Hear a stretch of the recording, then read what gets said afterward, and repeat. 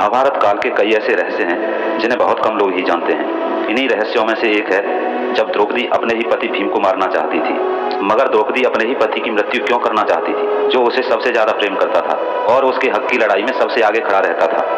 आखिर भीम ने द्रौपदी की वजह से अर्जुन पर क्यों प्रहार किया? जब भीम ने द्रौपदी का असली रूप देखा तो क्या हुआ भीम का हाल? भगवान श्री कृष्ण ने द्रौपदी से भीम की किस तरह बचाई जान? तो आइए जानते हैं इन सभी सवालों के जवाब इस वीडियो में। पहले जल्दी से वीडियो को लाइक और चैनल को सब्सक्राइब कर लें। आपको बता दें कि द्रौपदी के 5 पति होने के कारण सभी पांडवों ने यह तय किया था कि उनमें से एक जब भी द्रौपदी के साथ समय बिताने जाएगा तो वह अपनी खड़ाओं कक्ष के बाहर उतार देगा, ताकि अन्य पांडवों को ये ज्ञात हो सके कि कोई पहले से ही अंदर मौजूद है। लेकिन इस दौरान अर्जुन की बाहर रखी खड़ाओं भीम ने देखी ही नहीं और वह झट से कक्ष के अंदर चले गए। जब जैसे ही भीम कक्ष के अंदर गए वैसे ही भीम ने देखा कि वहां अर्जुन पहले से ही मौजूद था और वह द्रौपदी के पांव दबा रहा था। यह दृश्य देखकर भीम आग बबूला हो गए और उन्होंने अपनी गदा से अर्जुन पर प्रहार कर दिया। कुछ शोर सुनाई देने पर युधिष्ठिर भी कक्ष में पहुंच गए और भीम से कहने लगे, ये तुम क्या कर रहे हो भीम? क्यों तुम अपने छोटे भाई को मार रहे हो? फिर भीम ने युधिष्ठिर को बताया कि उन्होंने अर्जुन पर प्रहार इसलिए किया क्योंकि वह द्रौपदी के पांव दबा रहा था, और कहा, क्या कोई पति अपनी पत्नी के भी पांव दबाता है? युधिष्ठिर को भी ये ज्ञात था कि द्रौपदी मां काली का ही रूप है, इसलिए वह भीम को चुप कराते हुए कहते हैं, भीम, यह अर्जुन और द्रौपदी का आपसी प्रेम है, किसी को भी इसके बीच में नहीं पड़ना चाहिए। बड़े भाई द्वारा यह बात सुनने के बाद भीम महल से बाहर ही चले गए। भीम बात से क्रोधित थे कि अर्जुन ने आखिर ऐसा क्यों किया। क्रोधित भीम अब महल में कभी वापस नहीं आना चाहते थे और सुबह से चलते चलते अब भीम को रात हो गई थी। ऐसे में भीम एक पेड़ पर आराम करने लगते हैं। अब भीम विश्राम कर ही रहे होते हैं कि तभी रात 12 बजे वहां एक व्यक्ति आता है और घास के मैदान में पानी देने लगता है। उस व्यक्ति द्वारा ऐसा करने पर भीम की नींद खुल जाती है और भीम वहीं पेड़ पर बैठे हुए ये नजारा देख रहे होते हैं। धीरे धीरे वहां एक सभा लगने लगती है। इस सभा में भगवान शिव, ब्रह्मा और इंद्रदेव समेत कई देवता शामिल होते हैं और इस सभा को भगवान श्री कृष्ण संबोधित कर रहे होते हैं।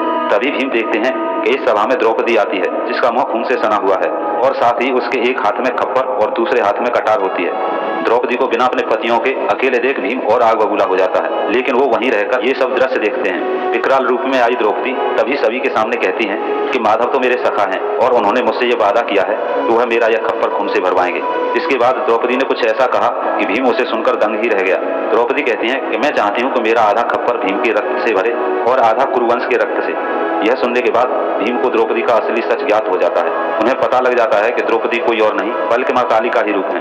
द्रौपदी की यह बात सुनकर भीम काफी डर जाता है और सभा खत्म होने के बाद वह डरते हुए श्री कृष्ण के पास जाता है। श्री कृष्ण के पास जाकर भीम ने उन्हें पूरी बात बताई और वह अपनी जान कैसे बचाए इसका समाधान भगवान श्री कृष्ण से मांगने लगता है। इस पर श्री कृष्ण ने भीम को कहा कि द्रौपदी मां काली का ही रूप है और उनका ये जन्म केवल खप्पर भरने के लिए ही हुआ है। जिसके बाद घबराकर भीम कहते हैं, मगर द्रौपदी तो अपना आधा खप्पर मेरे ही रक्त से भरना चाहती है। जिसके बाद श्री कृष्ण ने भीम को इसका समाधान बताते हुए कहा, हे भीम, तुम चुपचाप अपने कक्ष में जाओ और भोजन मत करना, चाहे जो हो जाए। जब तक द्रौपदी तुम्हें भोजन के लिए मनाने न आए तब तक तुम अन्न को हाथ भी मत लगाना। श्री कृष्ण के ऐसा कहने पर भीम बिल्कुल वैसा ही करते हैं। जिसके बाद भीम को मनाने के लिए सभी पांडु पुत्र आते हैं और उन्हें खाना खाने को कहते हैं, लेकिन भीम नहीं उठते।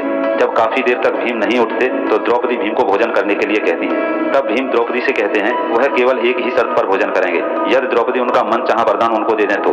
भीम द्वारा ऐसा कहने पर द्रौपदी राजी हो जाती हैं और भीम द्रौपदी से वरदान मांगते हैं, हे द्रौपदी, पांडु के 500 संतानों को बख्श दो।